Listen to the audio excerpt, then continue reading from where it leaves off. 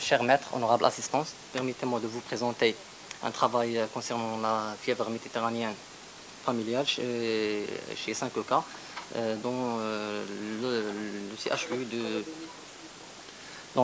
de Oujda. Donc, comme introduction, la fièvre méditerranéenne familiale aux maladies périodiques, appelée également fièvre récurrente héréditaire, est la plus fréquente des maladies auto-immunes inflammatoires héréditaires, caractérisée par des épisodes récurrents de fièvre, de douleur abdominale, atteinte synoviale et cutanée. Le diagnostic est confirmé par l'étude génétique.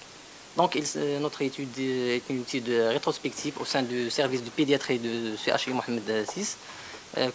Donc, on a colligé 5 cas sur une durée qui est étalée sur 2 ans.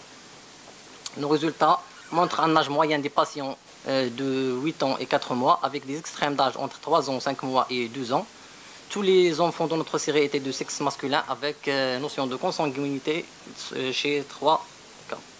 Donc les manifestations cliniques sont représentées par la fièvre récurrente chez les 5 cas, avec des manifestations neurologiques, atteintes articulaires et des douleurs abdominales chez 3 cas, et des manifestations cutanées chez un seul cas.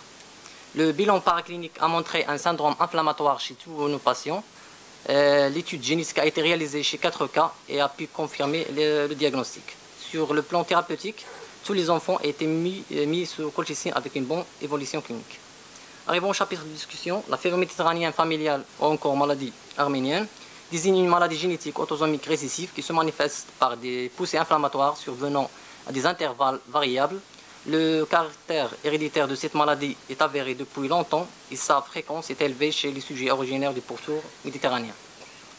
La notion de transmission familiale est rarement retrouvée du fait du mode de transmission récessive. Des cas de transmission pseudo-dominante ont toutefois fait l'objet de plusieurs études. Des facteurs environnementaux peuvent également intervenir chez certains patients dans le déclenchement de telles crises, telles que les périodes de stress, de fatigue ou d'infection. Le diagnostic se fait généralement par élimination et l'étude génétique qui permet de confirmer le diagnostic. La symptomatologie de la maladie périodique présente 2 aspects, les manifestations paroxystiques bruyantes, mais d'évolution le plus souvent favorable spontanément, et l'amylose dont la survenue éventuellement conditionne le pronostic. Les manifestations cliniques sont présentées par les accès fébriles pendant 12 à 24 heures, parfois persistant jusqu'à 5 jours. Les douleurs abdominales avec 85% lors de poussée, qui est le symptôme majeur, les crises articulaires, les accès thoraciques, l'atteinte cutanée avec un érythème héréditaire. Si tu peux passer plutôt à l'observation, aux observations. Bon, comme ça, tu gagnes un peu de temps. Je vais finir. Et l'atteinte neurologique. Oui. L'orchite, c'est une bourse inflammatoire généralement unilatérale, et l'atteinte cutanée. Donc, oui. Oui. On a déjà parlé de tout ça. Vous avez autre chose à dire? Non, c'est... Par exemple, les mutations que vous avez trouvées, pourquoi vous avez retenu les FMF sur les 2 cas que vous n'avez pas testés génétiquement? Donc sur les signes neurologiques, quels signes neurologiques? Parce que ce n'est pas classique dans la FMF. Donc pour les patients sans confirmation génétique, on a recourir à l'utilisation des critères cliniques et des tests thérapeutiques à la colchicine.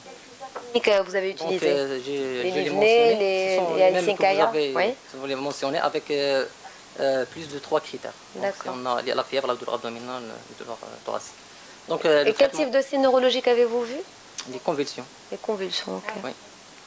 Donc le traitement repose sur la colchicine et en cas de résistance à la colchicine. Donc en conclusion, il faut y penser à la fièvre méditerranéenne familiale devant des fièvres récurrentes. Merci. Cette présentation